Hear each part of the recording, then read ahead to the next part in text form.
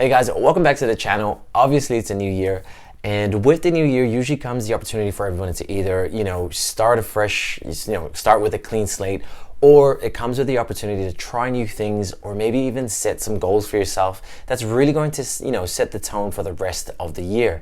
Now for this specific video, I wanted to give you guys some tips or some goals, some financial goals for you to aim for that's going to get you on track in getting a hold of your finances. Now, especially if you're someone that's always been wondering or that's been starting to wonder, I really want to understand my finances a bit more. I really want to learn how to handle my money, but where do I start? So this video, if that's you, this video is for you. I'm just going to give you 5 really easy tips or 5 really easy goals for you to aim for, just to set a framework for yourself to finally get on top of your finances. Now guys, if you are new here, if this is the first video that you've watched, my name is Marcus and I make a video, or I try to make a video every week, just talking about personal finance, just giving tips on investing and really just trying to help you get a little bit better with your money. Now, if you haven't already, do like and subscribe to the channel, like the video, it helps out a bunch and it really lets me know that you appreciate the content and you really enjoy the content, and also helps out with the YouTube algorithm. So go ahead and do that now. But without further ado, let's get into today's video.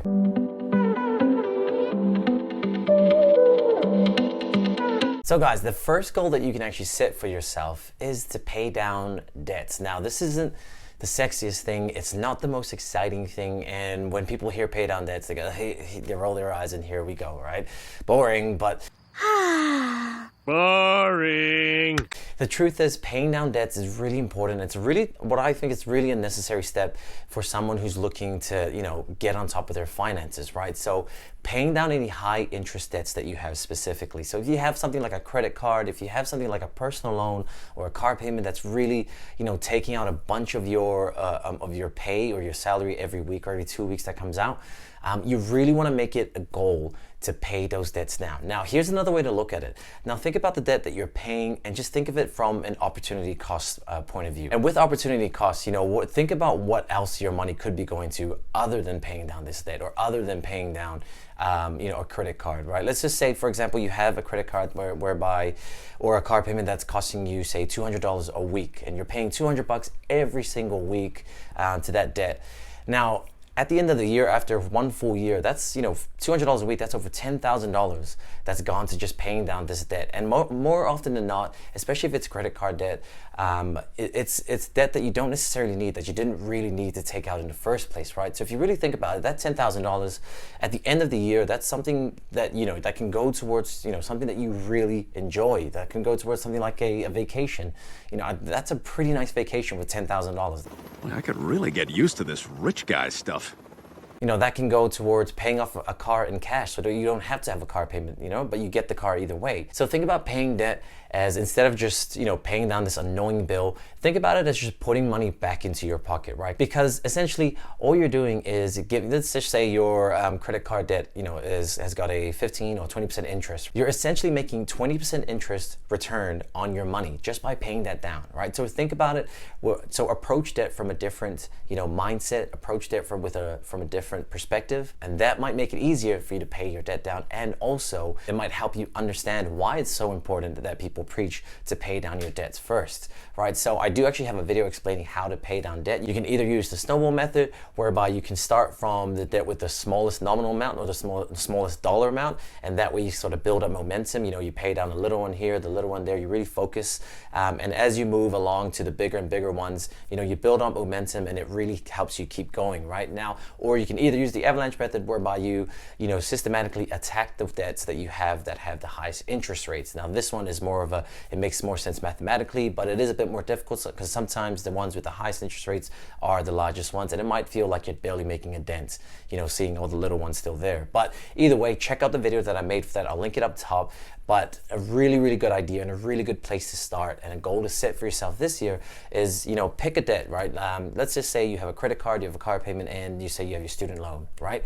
Now here in New Zealand, we're fortunate enough to not have, interest rates on our student loans, so you don't have to attack that one first. But let's just say you have those 3, just pick one of those, pick the smallest one. If you have $3,000 outstanding on your credit card, attack that one first and just make it a small goal to pay that down first, right? And the worst thing you do is just look at all the pile of debt that you have and add it all up, and then now it looks like this huge mountain, right? You take your car payment, you take your credit card payment, and you add all the loans that you have in there, and now it just looks like this huge immovable mountain that you're never going to climb, right? Instead of doing that, just break it up into little ones and just attack them little by little, and then the next thing you know, you look up and you're debt free. And I promise you, there's nothing better than getting your paycheck and knowing that you don't owe anyone a cent of that money, right? So get to working on the debts that you have, break it down, and check out that video that I do have, which covers attacking your debts. Now, the next one that's actually on the list, the number 2 goal that you can set for yourself is funding your emergency fund, or saving at least $1,000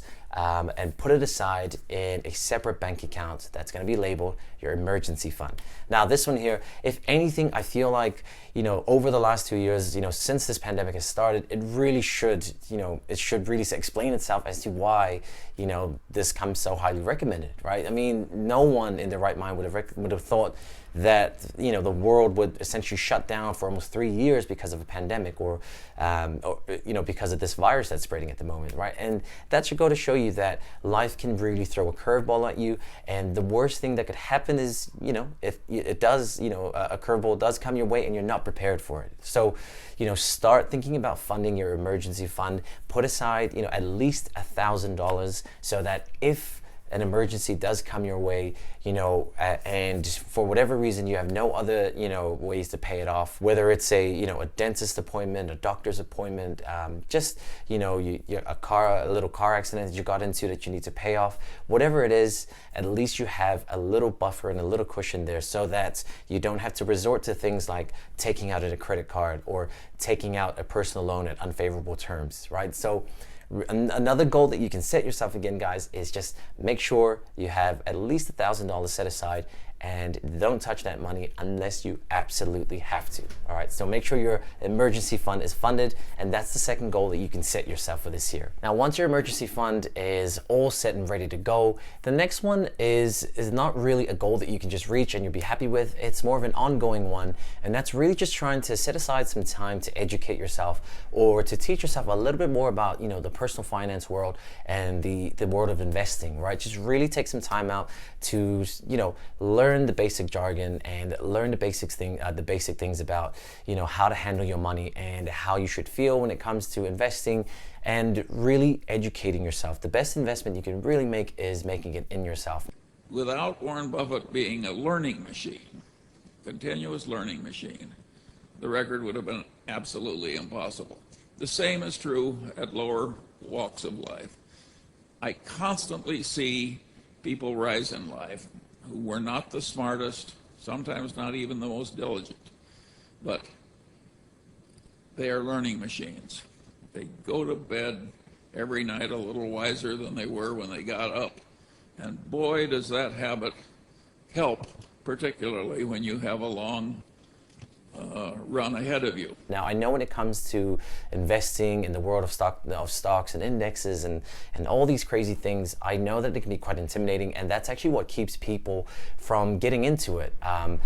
Because most people think, it's only for those with degrees, and it's only for those really smart, super smart people in the suits and the ties, that have a right to invest, that should know about these things. But really, it's not as hard as it sounds. It's not as hard as it seems. I promise you guys, it just put aside a little bit of time, and you will be surprised at how easy it is for basically anyone can understand these things. And if you really think about it, it's your money, right?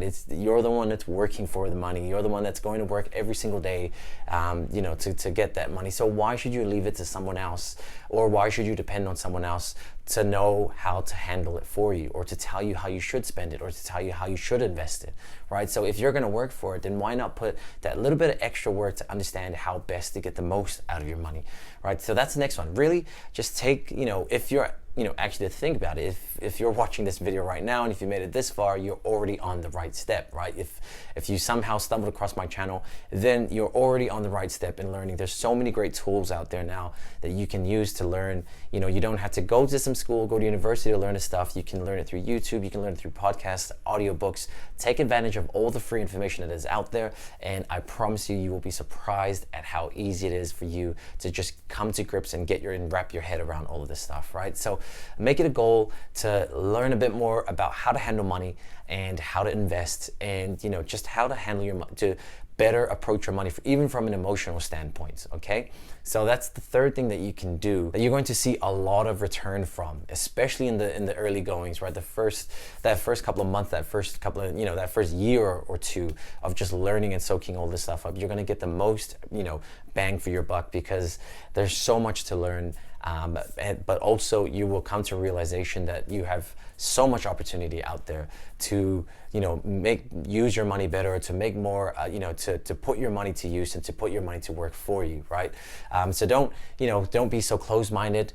Take a leap of faith. Put yourself out there a little bit, and learn a little bit more about this stuff. You'll actually be surprised at you might actually be surprised at how much you enjoy it. Tip number 4 that you can set as a goal for yourself is to increase your savings rate, right? Saving is so important when it comes to building long-term wealth, right? Being smart with your money, knowing how to save, knowing how to put aside money so that you have money for an emergency, you have money to invest, and so you have money to obviously do things that you really like in life. Otherwise, why are you working and why are you slaving away? Just to pay bills?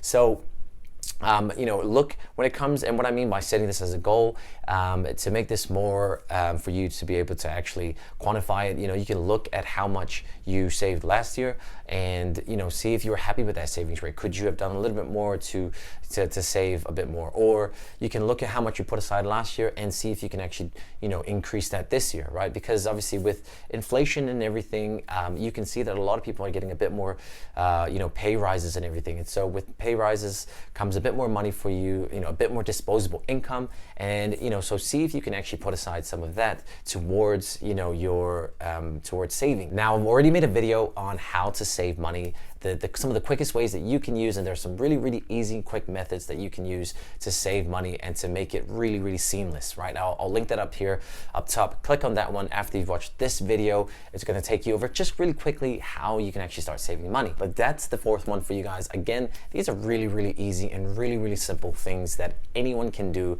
that's going to put you probably in the top 10% of the population when it comes to handling your personal finance. So stay tuned for the last tip. But before we get to that one, if you haven't already, and if you've enjoyed the video, if you've gotten some value out of this video, then do like the video, subscribe to the channel, hit that notification button. It really does help out. I really do appreciate it. It really does help out with the channel, and it helps out a bunch with the YouTube algorithm. So go ahead and hit the like button now. But while you're doing that, let's get to the last one. Now, the last goal, or the last tip that I wanted to go over today, and the reason, and one that I really wanted to put in here, because while it's not necessarily a goal, even though you can make it a goal, it's more of a tip or something to avoid doing. And I promise you, if you do this, or if you avoid doing this, you will be a lot better off, both financially and personally and mentally, right? You will be a lot happier in 2022 if you avoid doing this, or if you follow this tip. And that's, no matter what budget you're on, no matter how much money you're able to put aside each week or each fortnight, no matter what your savings rate is, whatever it is that works for you, don't measure its success by comparing it to your peers or to your neighbors, okay? Because at the end of the day, guys, it's called personal finance for a reason. It's because, and that's personal, right? It's personal to you. So it's your personal journey, and it's something that you're going over. Now, there are a lot of videos like this and a lot of information that can help you, guide you along that journey, and try to help you, maybe take, maybe the right steps here and there. But at the end of the day, it really comes down to what you decide and what you think is best for yourself,